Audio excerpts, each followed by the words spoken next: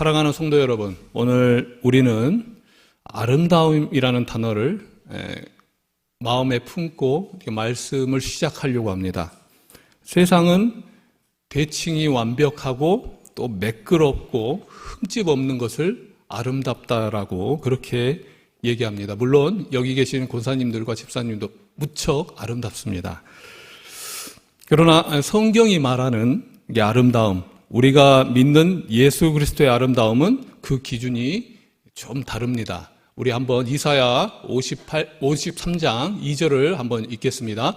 그는 주 앞에서 자라나기를 연한 순 같고 마른 땅에서 나온 뿌리 같아서 고운 모양도 없고 풍채도 없은즉 우리가 보기에 흠모할 만한 아름다운 것이 없도다. 아멘. 성경은 놀랍게도 예수님께 외형적인 아름다움이 없다 그렇게 말합니다. 그렇다면 왜 우리는 2000년 동안 예수님을 향해서 가장 아름다운 분이라고 그렇게 찬양을 해왔을까요? 저는 아름답다는 말을 아름이라는 단어와 함께 묵상했으면 좋겠습니다. 우리가 안다는 게 아니라 끙끙 앓다, 아름이라는 단어와 함께 묵상해봤으면 좋겠어요. 누군가를 깊이 사랑하여서 마음이 앓을 때, 그 사랑의 흔적 속에서 우리는 말로 다 할 수 없는 아름다움을 느끼게 됩니다. 마치 이런 것과 같습니다. 우리는 처음에는 겉으로 보이는 아름다움을 먼저 알아보죠. 그러나 시간이 흐르면서 자녀를 위해서 자신을 내어주고 묵묵히 견디며 살아온 한 어머니의 삶 속에서 우리는 아름다움을 발견하게 됩니다. 겉으로 드러난 화려함이 아니라 오랜 시간 쌓인 헌신과 눈물 속에서 드러나오는 아름다움을 보게 된다는 거예요. 예수님의 아름다움은 흠없는 그러한 매끄러운 것을 말하는 것이 아닙니다. 우리를 살리기 위해서 찢겨진 상처의 아름다움이고 또 자기를 비우고 죄인을 품으신 사랑의 아름이라는 거예요. 그리고 그 아름다움은 멀리 있는 이야기가 아닙니다. 바로 우리 삶 속에서 교회 안에서 이어진다는 거예요. 예수님께서 어울리지 않는 우리를 품으신 그러한 사랑 안에 있듯이 이제는 그 품 안에 들어온 우리가 서로를 품으면서 살아가도록 부르심을 받았다는 거예요.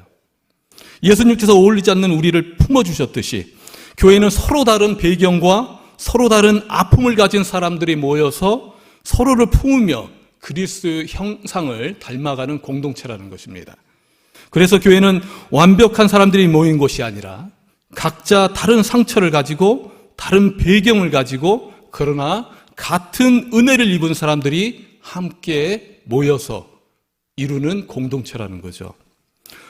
한 종류의 꽃만 있는 종은 아름답지 않습니다. 각기 다른 색과 향을 가진 꽃들이 어우러질 때 비로소 하나의 조화를 이룰 수 있는 거예요.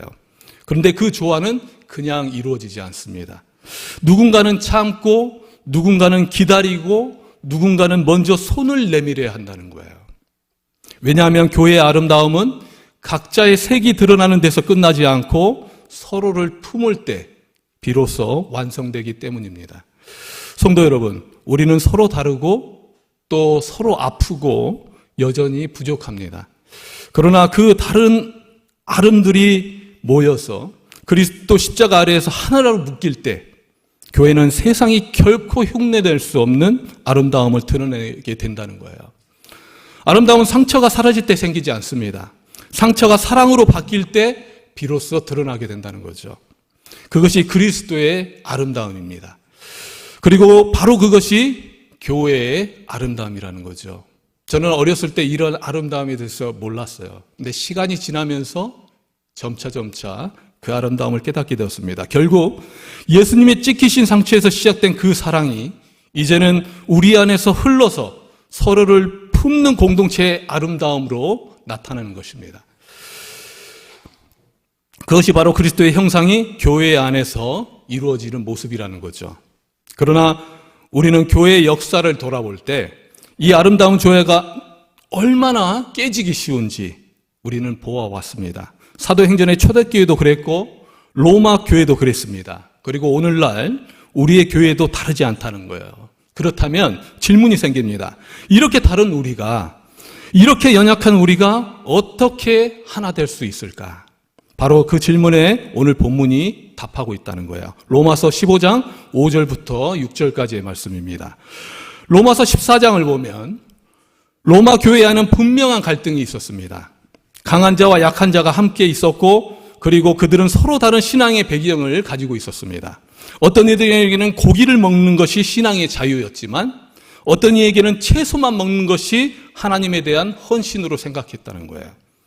어떤 이들은 특정한 날을 거룩하게 여겼지만, 어떤 이들은 모든 날이 같게 여겼습니다. 사실 그 다름 자체는 문제가 아니었어요. 문제는 그 다름을 대하는 태도였다는 것입니다. 그들은 서로의 다름을 아름다운 다양성으로 보지 않았다는 거예요. 오히려 틀렸기 때문에 고쳐야 하는 것으로 바라봤던 거예요. 그래서 약한 자는 강한 자를 향해서 저 사람은 신앙이 없다라고 비판했습니다. 그리고 강한 자는 약한 자를 향해서 저 사람은 율법주의자라고 무시했던 거예요. 비난과 멸시가 교회를 덮기 시작했습니다. 여러분, 우리는 나와 같이 기질이 같지 않은 사람, 그러한 사람들을 보게 되면 불편함을 느낍니다. 어떤 분은 조용히 예배하는 것을 좋아하고, 어떤 분은 활기찬 예배를 좋아합니다. 어떤 분은 찬송가를 더 은혜롭게 여기고, 어떤 분은 현대 찬양이 더 마음을 뺏기게 된다는 거예요. 그런데 문제는 그 다음이라는 것입니다. 우리는 불편함을 그대로 두지 않고 내가 더 옳다는 마음으로 바꿔버린다는 거죠. 그래서 결국 상대를 판단하고 정죄하게 된다는 거예요. 우리가 각자의 옳음만을 주장할 때 교회라는 오케스트라는 불협화음을 내고 말 것입니다. 그렇다면 지휘자 대신 그리스도께서는 설 자리가 어디겠습니까? 그래서 바울은 로마서 14장 전체를 통해서 권면하고 있습니다. 뭐라고 권면하고 있을까요? 서로를 판단하지 말라라고 권면하고 있는 거예요. 그러나 그는 거기서 멈추지 않았습니다. 15절의 말씀에서 보면 더 깊은 차원의 해답을 제시하고 있다는 거예요. 15장 5절의 말씀은 이렇게 시작합니다. 다 같이 한번 읽겠습니다. 이제 인내와 위로의 하나님이. 바울이 교회의 하나됨을 이야기하면서 가장 먼저 언급한 것은 사람이 아니었습니다. 교회의 노력도 아니었고, 목회자의 리더십도 아니었고, 성도들의 성숙함도 아니었습니다. 바울은 하나님께서, 그것도 인내와 위로의 하나님께서 시작하신다는 거예요. 먼저 하나님은 인내하시는 하나님이시라고 말하고 있습니다. 이 세상에서 우리를 가장 깊이 아르신 분이 과연 누구일까?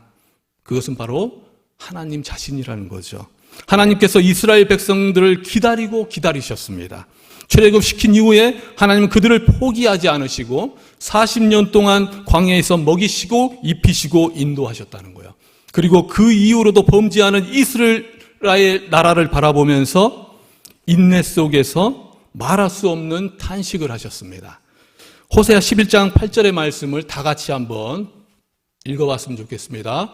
에브라임이여 내가 어찌 너를 놓겠느냐, 이스라엘이여 내가 어찌 너를 버리겠느냐, 내가 어찌 너를 아드마같이 놓겠느냐, 어찌 너를 스보임같이 두겠느냐, 내 마음이 내 속에서 돌이키어 나의 궁율이 온전히 불붙듯 하도다. 아멘. 하나님은 죄로 떠나는 백성을 보시면서 차마 버리지 못하시고 계십니다. 내가 어찌 너를 아드마같이 놓겠느냐. 이미 심판으로 사라진 성읍처럼 너희들을 포기해야 마땅하지만 그렇게 하지 못하시는 것입니다.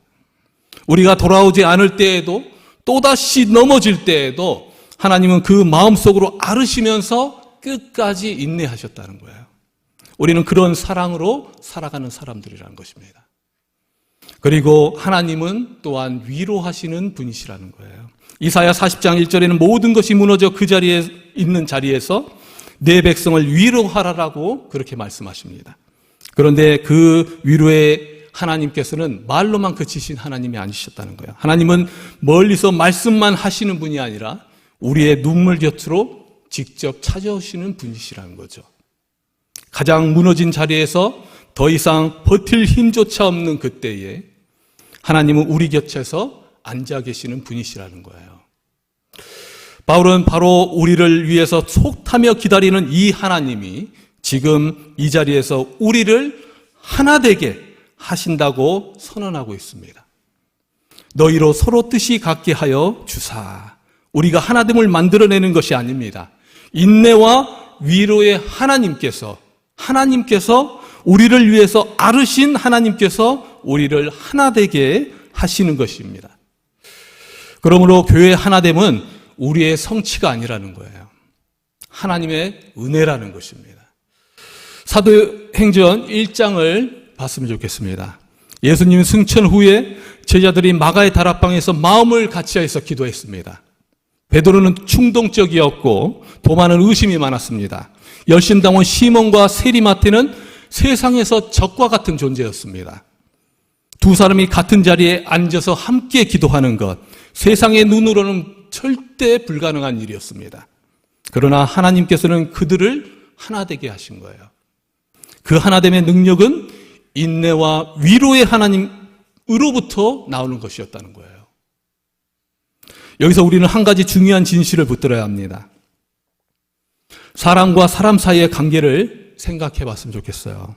처음 만난 날 우리는 상대방에 대해서 아는 것이 별로 없습니다. 누구나 처음 만나게 되어 있다는 거죠. 그리고 전혀 그 사람에 대해서는 모른다는 거예요. 그러나 함께하는 시간이 쌓일수록 그 사람의 진면목을 알아갈수록 우리는 더 깊이 공감하게 되고 더 가까워집니다.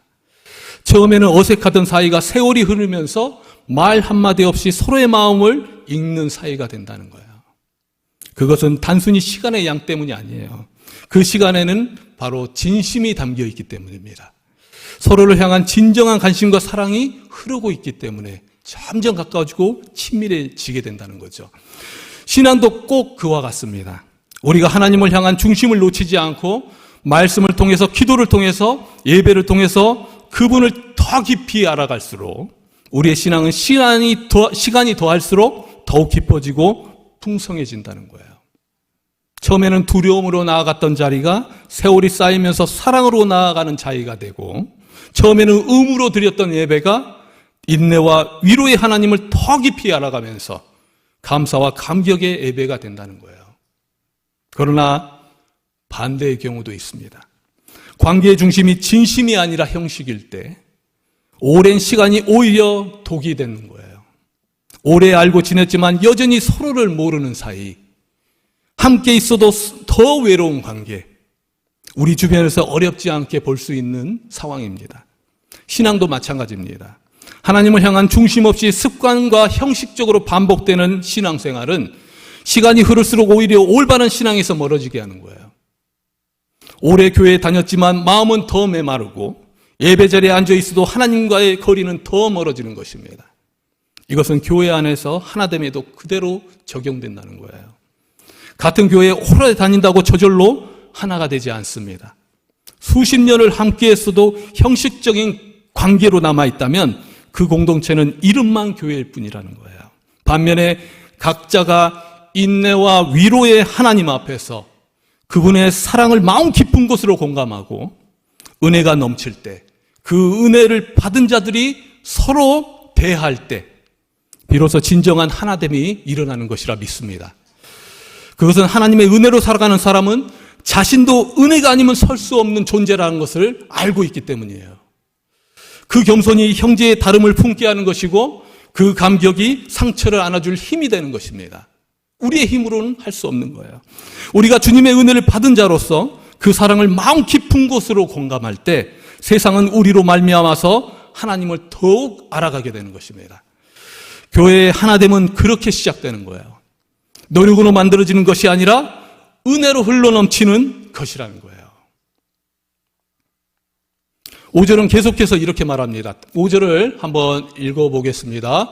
그리스도의 예수를 본받아 서로 뜻이 같게 하여 주사.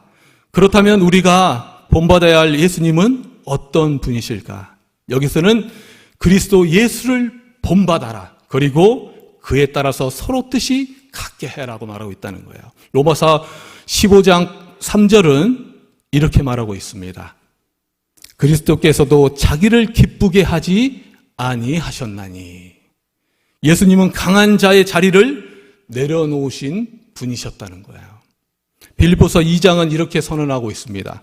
그는 근본 하나님의 본체시나 하나님과 동등됨을 취할 것으로 여기지 아니하시고 오히려 자기를 비워 종의 형체를 가지사 사람들과 같이 되셨고 죽기까지 복종하셨으니 곧 십자가에 죽으심이라.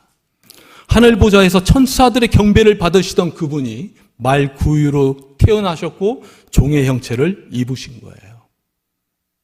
모든 것을 내려놓으신 분이셨다는 거예요. 그리고 예수님은 또한 연약한 자의 짐을 대신 지신 분이셨다는 거예요. 이사야 53장은 예언하고 있습니다. 그는 실로 우리의 질고를 지고 우리의 슬픔을 당하였거늘 그가 찔림은 우리의 허물 때문이요 그가 상함은 우리의 죄악 때문이라. 자기를 비웠고 죄인을 품으신 그 처절한 아름이 십자가의 위에서 완성되었다는 거예요. 그리고 예수님은 끝까지 아버지의 뜻에 순종하였습니다. 겟세마네 기도에서 이렇게 말씀하셨어요. 나의 원대로 마시옵고 아버지의 원대로 하시옵소서. 그런데 여러분, 이것이 우리의 하나됨과 무슨 관계가 있는 것일까?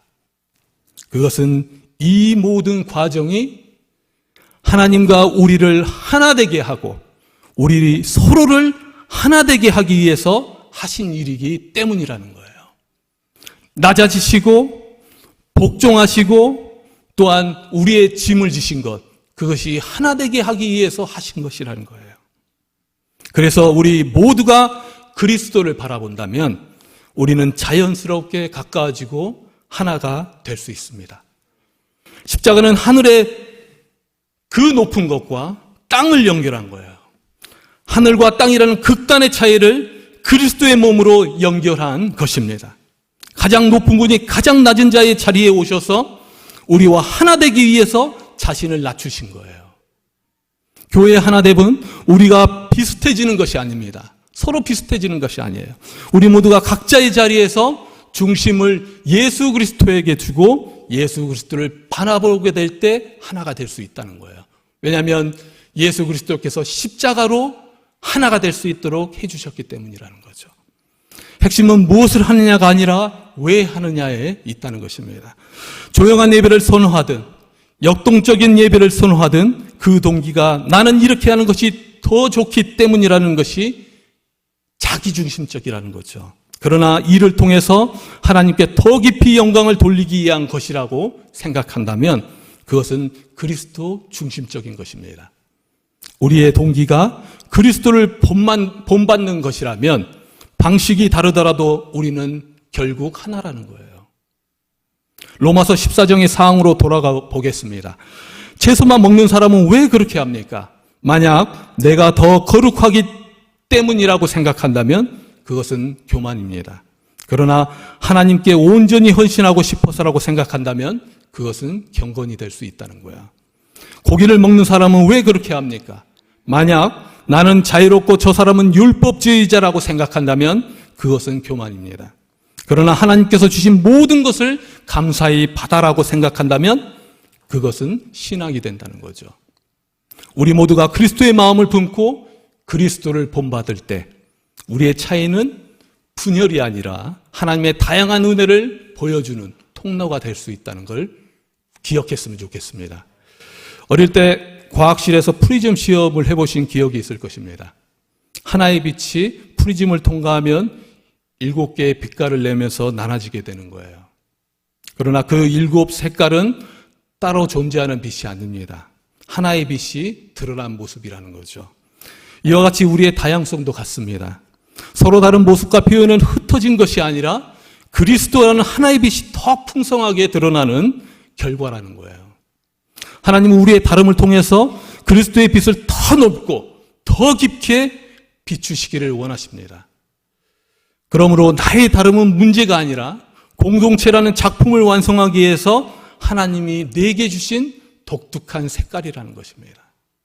믿으십니까? 네. 이제 6절을 한번 다 같이 보겠습니다. 6절을 다 같이 한번 읽어보겠습니다. 한 마음과 한 입으로 하나님 곧 우리 주 예수 그리스도의 아버지께 영광을 돌리게 하려 하노라. 바울이 말한 목적지가 여기입니다. 어찌 보면 하나됨 그 자체가 목적이라고 말할 수는 없어요. 우리가 하나 되는 이유는 바로 하나님께 영광을 돌리기 위한 것이라는 거죠. 여기서 한 마음과 한 입이라는 단어를 주목해 봤으면 좋겠습니다. 한 마음은 내적인 거예요. 우리가 마음이 같은 방향을 향하고 우리의 의도가 하나가 되는 것, 그것이 한 마음이죠. 한 입은 외적인 것입니다. 함께 찬양하고 함께 기도하며 함께 하나님을 예배하는 거예요. 진정한 하나됨은 겉으로부터 또 외부로부터 모든 것이 일치하는 거예요. 마음으로부터 우러나와서 입술의 고백으로 그의 삶의 행동으로 나타나는 것을 말한다는 거죠. 서로 다른 것이 하나가 되는 것은 그런데 결코 쉬운 일이 아닙니다. 거기에 아름이 있다는 거예요. 모든 것을 참으며 모든 것을 믿으며 모든 것을 바라며 모든 것을 견디는 인내의 사랑이 있다는 거예요. 즐거워하는 자들과 함께 즐거워하고 우는 자들과 함께 우는 마음 깊은 곳에 마음을 나누는 위로가 있다는 거예요. 그리고 바울은 영광의 대상을 매우 신중하게 표현하고 있습니다. 하나님 곧 우리 주 예수 그리스도의 아버지, 여기서 우리라는 단어를 주목해 봤으면 좋겠습니다. 예수 그리스도는 나만의 주가 아니라 우리 모두의 주이시라는 거예요. 하나님은 나만의 아버지가 아니라 우리 모두의 아버지시라는 거죠. 이것이 우리를 하나로 묶는 끈이 된다는 거예요. 우리가 하나님께 나아가는 길은 오직 예수 그리스도를 통해서입니다. 그 예수 그리스도를 우리 모두 함께 바라보는 공동체라는 생각이 교회를 교회답게 하는 것이라 믿습니다.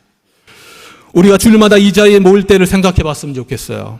누군가는 직장에서 상처를 받고 왔고 누군가는 가정에서 갈등을 안고 왔습니다. 누군가는 기쁨을 넘치고 이 자리에 왔고 누군가는 눈물을 참으면서 왔습니다. 그 제각각의 사람들이 같은 자리에 앉아 같은 하나님을 향해서 입을 여는 것, 그것은 하나님의 기적입니다. 그 기적은 저절로 일어나지 않아요.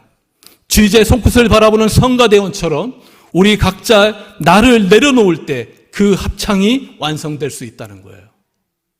어떻게 하면 내가 만족할까가 아니라 어떻게 하면 연약한 자를 위로하고 하나님이 영광을 받으실까 먼저 물어볼 때 교회는 한 마음과 한 입이 될 수 있습니다.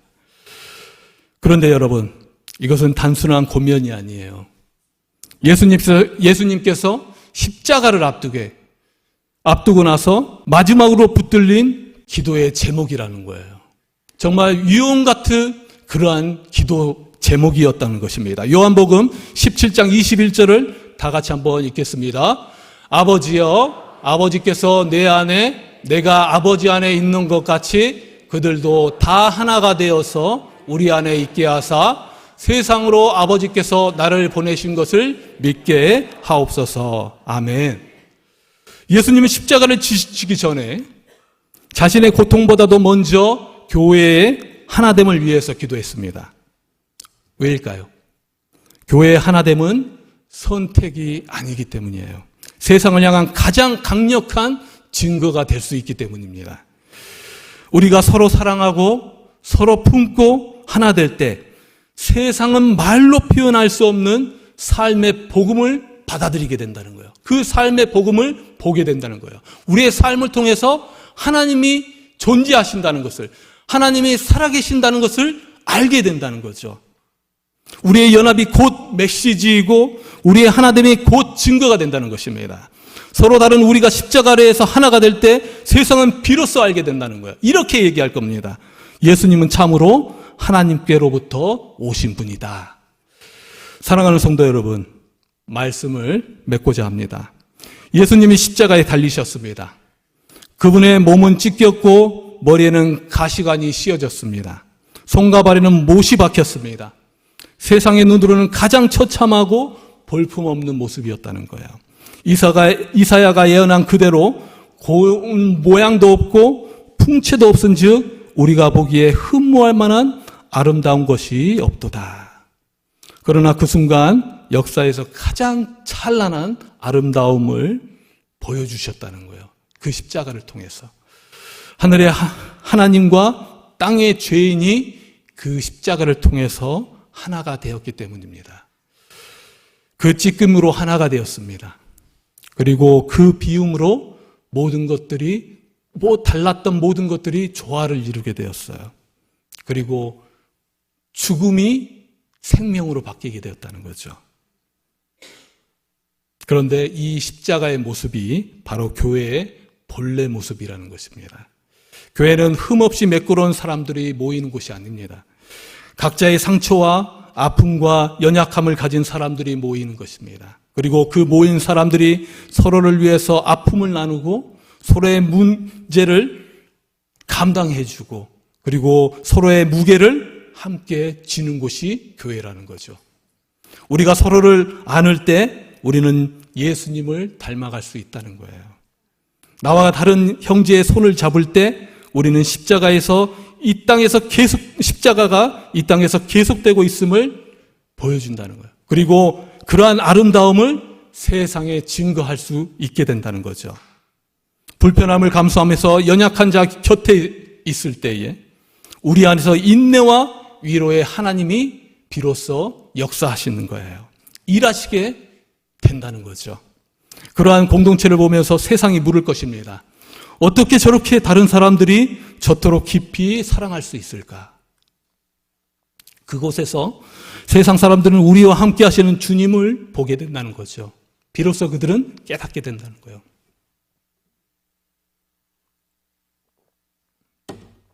이 질문이 세상 사람들의 입에서 터져 나올 때 그것이 바로 한 마음과 한 입으로 하나님께 영광을 돌리는 순간입니다. 여러분도 믿으십니까? 네, 사랑하는 성도 여러분, 그 순간을 위해서 우리가 부르심을 받았습니다.